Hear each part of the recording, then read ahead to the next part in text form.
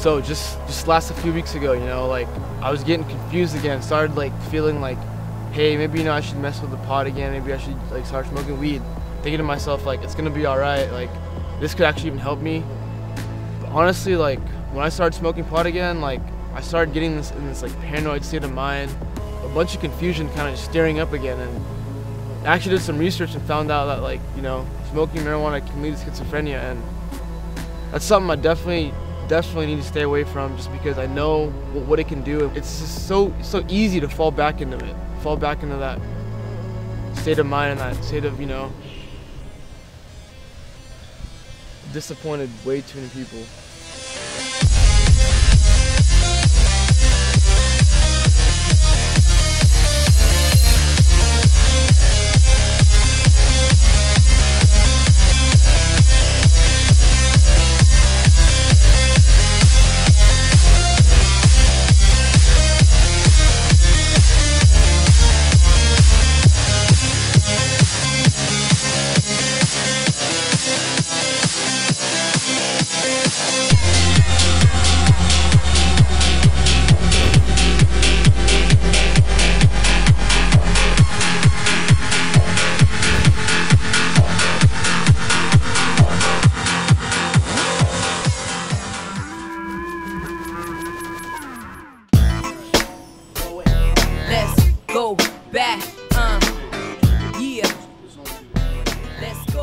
Even though I miss wrestling to death, it's like, I think the fact that UC Davis cut the program actually was more of a blessing for me, because like, I got to consume myself a lot more with something that, like, I'm passionate about wrestling, but I'm also more passionate, I think, about my music. Now I'm stuck in the middle between, do I want to continue my academics or do I want to continue a study of music, you know? Because I mean, if I had an opportunity to go to school and study music, like, that'd be like the dream. Yeah, if I were to give you any advice, man, is to put into DJing what you put into wrestling. Give it that effort.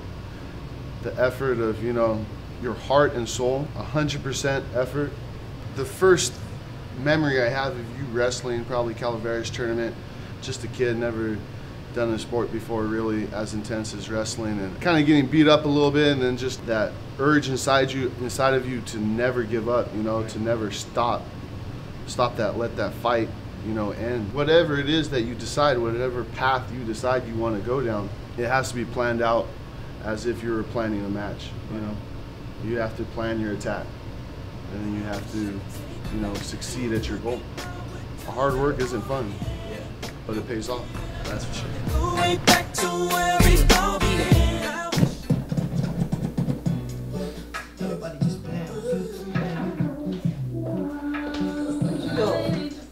Oh, so, you know, I was practicing, honestly. We went to the record store yesterday and we picked up a few tracks. Is that a long version or something? No, it's just the main version, instrumental, acapella, stuff like that. Oh. Just been working on getting music and everything ready for the event. Because, I mean, basically all three of us are going to be playing, and so it's like, you got three different genres, like basically three different, completely different styles. Well, I'm just happy that somebody's giving you all a chance to do some stuff. Because, you know, you've been to a lot of places around Stockton, and every time you mention, oh, it may be teenagers or young 20s there, it's like, it's a turn-off. Right. And it's like, well, they need something to do. They have money just like everybody else. Right. As a matter of fact, they have a whole lot of money in that age group. Yeah. You know, somewhere else to spend it besides at a house party or exactly. So, exactly. Definitely. Yeah, I mean, and the other thing is just general, like, I mean, aside from just the event, it's really trying to balance between this and books. You know what I mean? Like, I'd rather wake up and do this every day. Like, if it's up to me, I'll wake up and do this. Well, you know you need to pass that accounting to get that degree. I understand that. I'm gonna pass the class. But if the opportunity presents itself, then you're gonna go that way. It's like, we want you and your team to come and tour with us. Well, we're going to go tour. I mean, like, what would your advice be? Because I know when you were in college, you were Miss Black Ball State. You acted, you did all that kind of stuff. So I mean, what was your balance? You still walked out with your papers, is what I'm saying. So, but you seem to have thoroughly enjoyed your college experience. I really did. While doing what you loved. I mean, at this point, you have no family. It's just you. Whatever decision you make is only going to affect you right now. Right. I mean, you don't have anybody depending on you. So, you know, that makes all the difference in the world. You know, and if you're not trying to be a mega millionaire, you know, you just want to enjoy something, have a comfortable living that'll provide for you, and you want to be able to go to sleep at night and say, I had a good day. Right.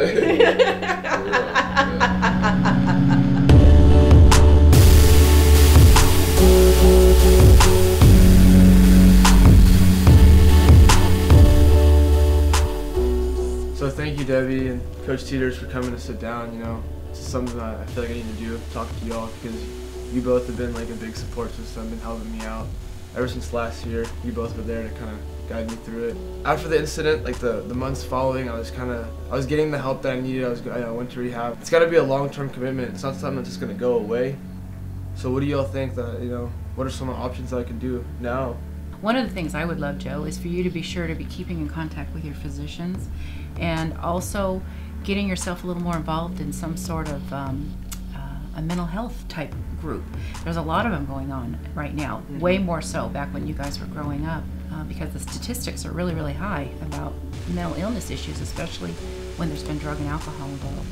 You know my past, and you know that I battled, you know, addiction with alcohol, and one of the things that helped me the most was I needed to surround myself around the right people. You know, I still had all these people in my life that were not choosing the same path, and so that was so important for me that I had to make sure I was surrounded by the people that wanted to help me succeed in my recovery. My kids have had to make the same choices too, Joe, and you know where that leads. Yeah. And you've experienced it, you've tested the water, so now you have the knowledge, and now you have the facts, so you've got to make those choices to do the right thing. And it's not easy. One of the things I love about you is that you reach out to anybody of any age, and I think that's so cool, Joe. You know, you'll talk to your parents, you'll talk to your friends' parents, you'll talk to people just varying ages, because you're trying to learn, you're trying to figure it all out. So keep at it, keep at it, and know there's a lot of good resources out there that'll help you.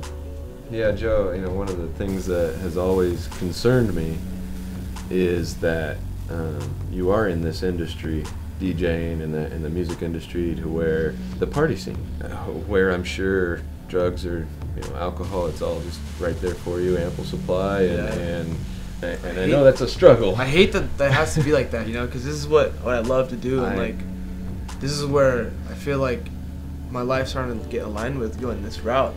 You know, maybe we're gonna be the ones to change that, you know. So it's really nice to see Joe taking a step in the right direction to clear himself both spiritually and mentally. I think he had a lot going on. All I can do now is let him know that I'm here for him. I'm here to take the steps with him. I'm here to make the progression with him, and I know that me and Marselus are both with him in order to achieve this goal together, because it's not going to happen on our own. I know there may be a lot of other people out there who may be struggling like this. Reach out.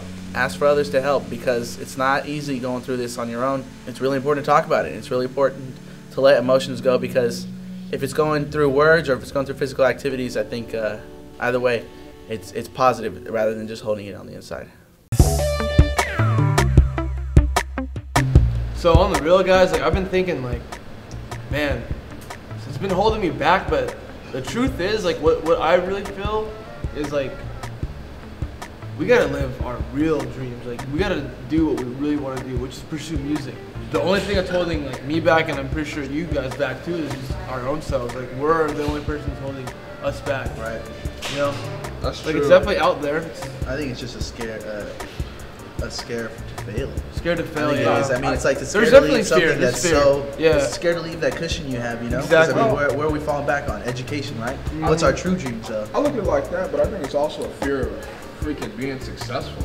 Think about it. I mean, like, literally think about Stockton. You're surrounded with what? Failure, violence, killing, drugs, all this kind of stuff, right? So success is nowhere like the closest thing you know to success. Like, we're all blessed with good parents. You know what I mean? Good job. That's the closest thing you have to success. Being afraid of being successful is definitely something I think that is subconscious. But if you ask me straight up, I'm like, oh no, man, I'm good to go. But how many big leaps, big crazy risks have I taken? The thing about if we were in LA, like, we'd be on another level as far as like how hungry we'd be. We'd be like, oh, we'd be all out there trying to get it. I'm gonna tell you this though. I'm not gonna let myself be in the way. You know what I'm saying? Like, if I get offered, like, you can go to LA Recording School, you can go to Scratch Academy, you can go get this opportunity to do something that you absolutely love, like, I'm out. Like, I'm a dip. I mean, just imagine, say we got an opportunity to play together in another state, that just be, you know, anywhere out of Stockton. Imagine if we got to play somewhere out of our area code, like how much of an honor that actually is just because we're out of here. Right. You know? Huge. Yeah. So, I mean, Nothing holding us back. Let's We not gotta just go. Dream big, right? Yep.